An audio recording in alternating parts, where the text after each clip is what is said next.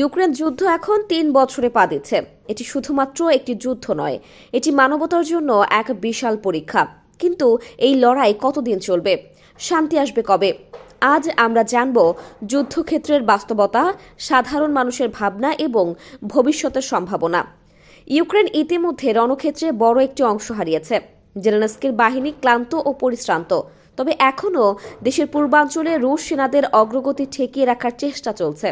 কিন্তু কুরাখোভ শহরের কাছে রুশ অবস্থান দ্বারা অনেক ইউক্রেনীয় সেনা আটকা পড়েছে। বিশেষজ্ঞরা বলছেন পরিস্থিতি ক্রমে জটিল হয়ে উঠছে।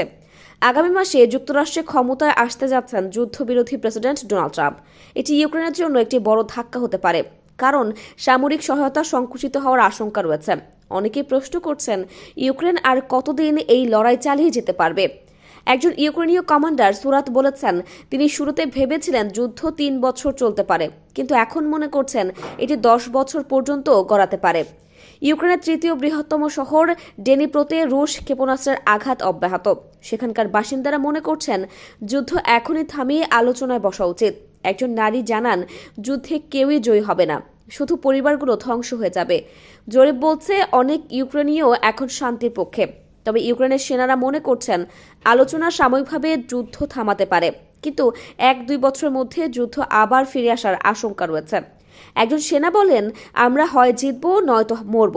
ইউক্রেনবিহীন পৃথিবীতে বেঁচে থাকা আমাদের জন্য অসম্ভব। বিশেষজ্ঞরা বলছেন এই যুদ্ধে সবচেয়ে বড় ত্যাগ স্বীকার করতে হচ্ছে ইউক্রেনের নারীদের। তারা তাদের বাবা, ভাই, স্বামী এবং সন্তানদের হারাচ্ছেন।